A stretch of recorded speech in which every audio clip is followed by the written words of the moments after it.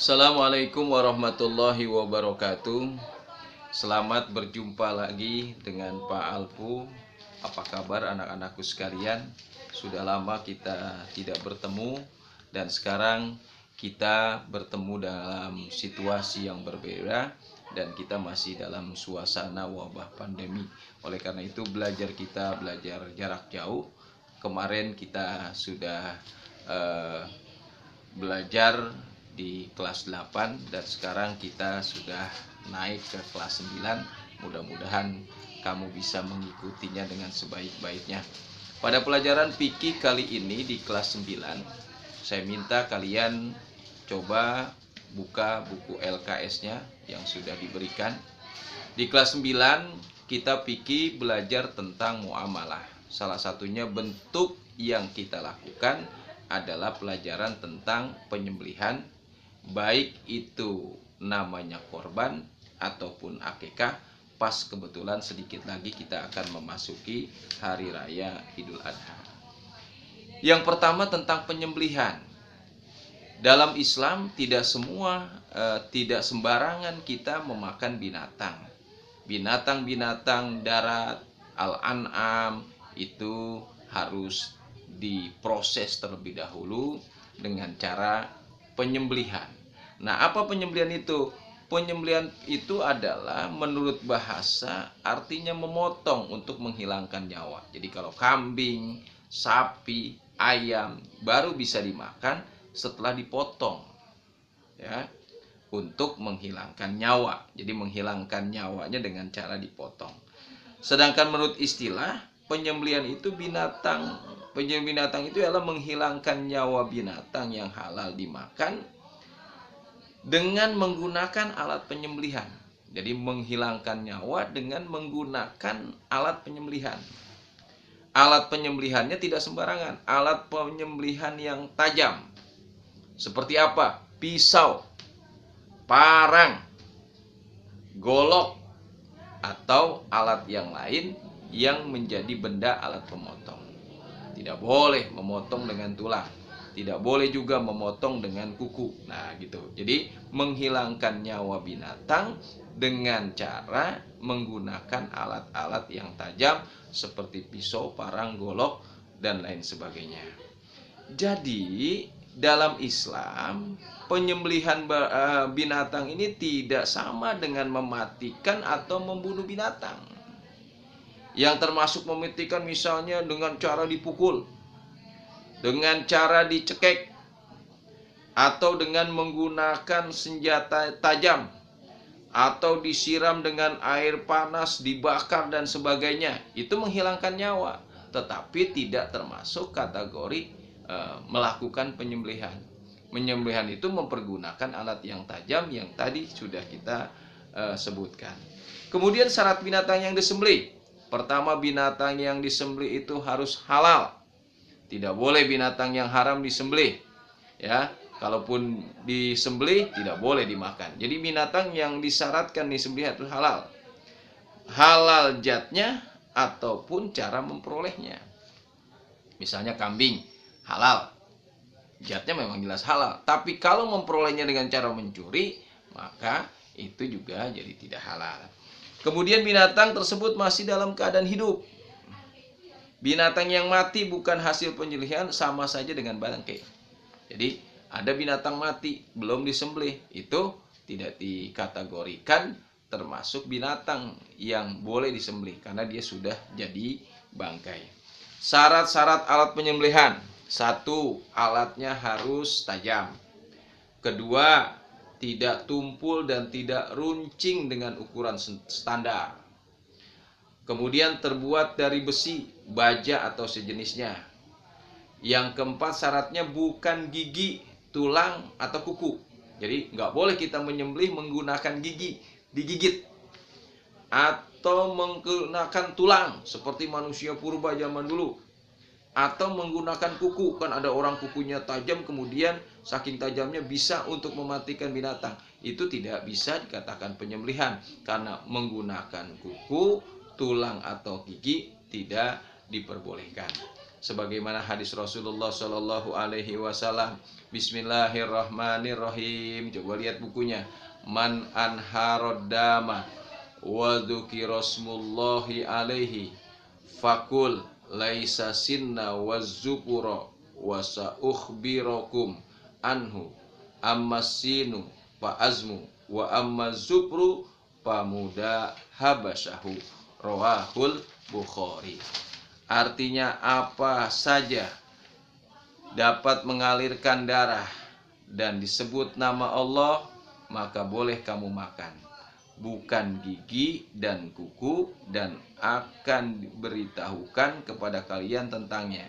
Adapun gigi adalah tulang, sedangkan kuku adalah senjata orang Habsyi. Jadi kuku, gigi, tulang tidak boleh dipergunakan untuk menyembelih binatang.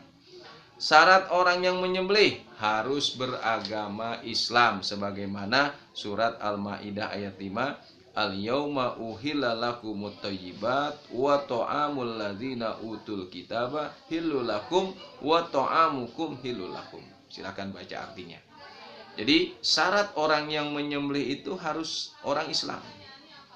Kedua, menyebutkan asma Allah, nama Allah. Minimal ketika kita menyembelih, kita baca Bismillahirrahmanirrahim. Jadi kita baca Bismillahirrahmanirrahim, itu termasuk kategori bagian menyebut nama Allah. Karena hadis Rasulullah, karena ayat firman Allah Subhanahu wa taala dalam surat Al-Baqarah ayat 173, Allah berfirman, innama harrama alaikumul maitata waddama walahmal khinziri wa ma uhilla li ghairillah. Sesungguhnya Allah mengharamkan bagimu bangkai, darah, daging, babi dan binatang yang ketika disembelih disebut nama selain Allah, makanya haram.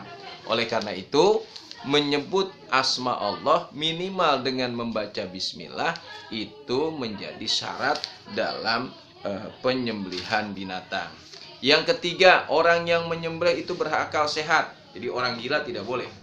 Ya, tidak sah menyembelih orang gila. Harus berakal sehat. Artinya orang gila atau sedang mabuk itu tidak boleh menyembelih. Binatang yang disembelih oleh orang seperti itu dagingnya haram untuk dimakan. Yang ketiga, sudah mumayyid. Sudah mumayyid itu artinya sudah dapat membedakan antara yang benar dan salah. Walaupun dia belum balik, tapi sudah bisa membedakan mana yang benar dan salah. Umpama anak-anak kelas 4, kelas 5, boleh dia menyembelih binatang walaupun dia belum balik. Nah, dagingnya boleh dimakan. Binatang yang disembelih oleh anak yang belum mumayyid, masih kecil, masih bocah, maka itu haram dagingnya dimakan. Ini pentingnya Islam mengajarkan tata cara penyembelihan yang benar. Nah, tata cara penyembelihan yang benar dalam era sekarang ada yang mempergunakan secara tradisional, ada juga yang mempergunakan secara modern. Kalau tradisional, siapkan lubang penampungan darah, nanti Idul Fitri kamu lihat ya penyembelihannya. Kemudian alatnya digunakan, pisaunya diposok dengan tangan, kemudian binatangnya diarahkan ke kiblat, lambung kirinya berada di bawah, leher binatang yang disembelih diletakkan persis di atas lubang itu. Kemudian dipegang kuat-kuat binatang itu, kemudian mulailah menyembelih dengan baca Bismillahirrahmanirrahim. Kalau menyembelih hewan korban, disunnahkan mengumandangkan takbir. Allahu Akbar, Allahu Akbar, Allahu Akbar. La ilaha illallah wallahu akbar. Allahu akbar walillahil hamd, dan seterusnya ya. Kemudian dalam penyembelihan binatang itu ada dua jenis. Pertama, binatang korban, yang kedua akekah. Kalau korban dilakukan setahun sekali di bulan Zulhijjah pada hari raya Idul Adha atau hari Nahar. Nah, itu korban. Nah, korban ini dalam bahasa Arab namanya al-udhiyah. Artinya binatang ternak. Karena tidak sembarangan binatang ya bisa disembelih untuk dijadikan korban. Hanya binatang ternak seperti kambing, kemudian sapi, kerbau, atau unta. Kalau ayam, apapun jenis ayam tidak bisa dijadikan untuk kurban pada hari raya Idul Adha. Jadi binatangnya binatang ternak. Kapan waktu kurban dilakukan? Yaitu pada tanggal 10 Zulhijjah ditambah dengan hari tasyrik, yaitu tanggal 11, 12, dan 13. Jadi 4 hari boleh disunahkan untuk melakukan penyembelihan korban. Nah, penyembelihan korban ini pertama sebagai wujud rasa syukur seorang hamba kepada Allah. Dalam surat Al-Kautsar yang kalian pasti sudah hafal, Allah katakan inna a'tayna kal kautsar fasholli li rabbika wanhar inna syani'aka huwal abtar. Nah, itu sebagai bentuk rasa syukur kita kepada Allah Subhanahu wa taala, maka kita dianjurkan berkorban.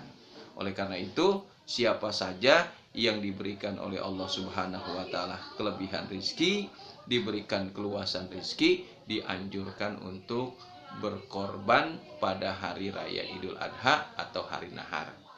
Bahkan Nabi mengatakan, man kana lahu sa'atan walam yudohi walam yaqrabanna musallana.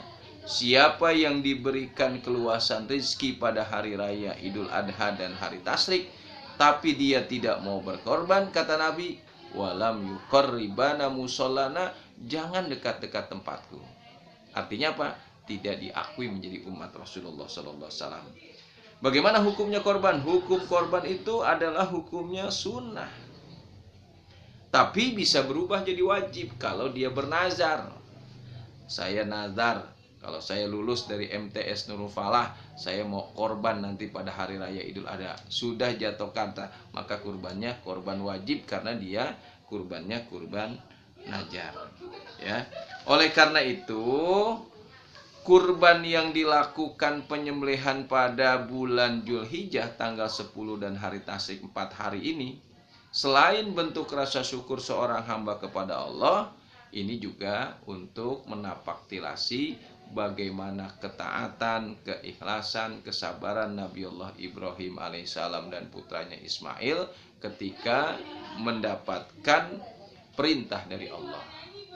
Dalam Al-Quran, wa idh qala Ibrahimu, dan ketika Ibrahim mendapatkan perintah dari Allah Subhanahu wa taala, maka Nabi Ibrahim melaksanakan perintah Allah. Salah satunya Allah perintahkan Nabi Ibrahim alaihissalam untuk menyembelih putranya Ismail. Maka kemudian Ismail dilakukan penyembelihan itu. Allah turunkan wahyu pada tanggal 8 Zulhijjah. Tapi Nabi Ibrahim masih ragu apakah ini perintah Allah atau bukan. Keesokan harinya tanggal 9 Zulhijjah, Nabi Allah Ibrahim yakin ini perintah dari Allah Subhanahu wa taala.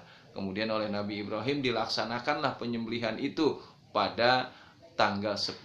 Makanya disebut Yaumun Nahar, hari menyembelih. Maka pada saat itu disembelihlah Ismail alaihi salam dengan penuh kepasrahan, keikhlasan, dan kesabaran sebagaimana dia melaksanakan perintah Allah Subhanahu wa taala. Akhirnya Allah Subhanahu wa taala gantikan Nabi Allah Ibrahim ini, putranya ini Ismail, dengan seekor domba atau kibas. Itu sejarah singkat dengan kurban. Karena itu ketika ditanya oleh para sahabat tentang kurban, Nabi Muhammad mengatakan, hadza sunnati abikum Ibrahim, ini adalah kesunahan nenek moyang kita Nabi Allah Ibrahim alaihissalam.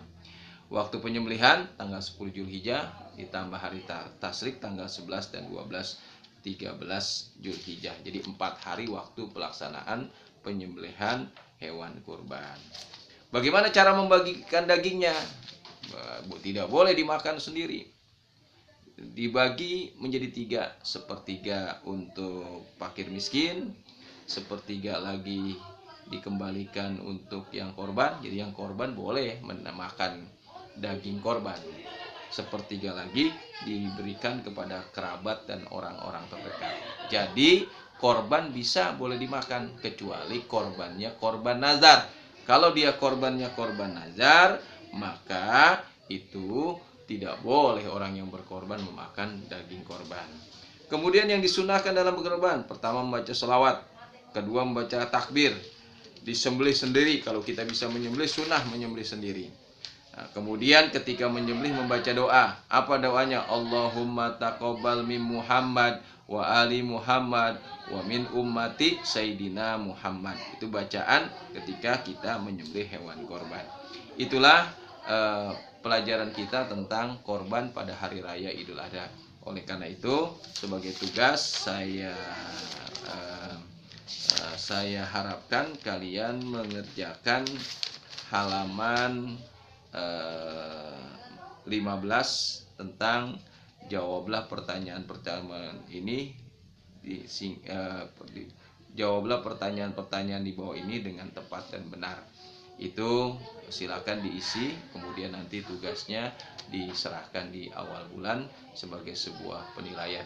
Dan itu selamat mengerjakan, selamat mempelajari lebih dalam lagi, dan mudah-mudahan kita semakin paham tentang penyembelihan dan penyembelihan pada hari raya Idul Adha. Nanti kita akan lanjutkan pada pelajaran berikutnya tentang bab pelajaran akikah. Sampai jumpa pada pertemuan selanjutnya. Assalamualaikum warahmatullahi wabarakatuh.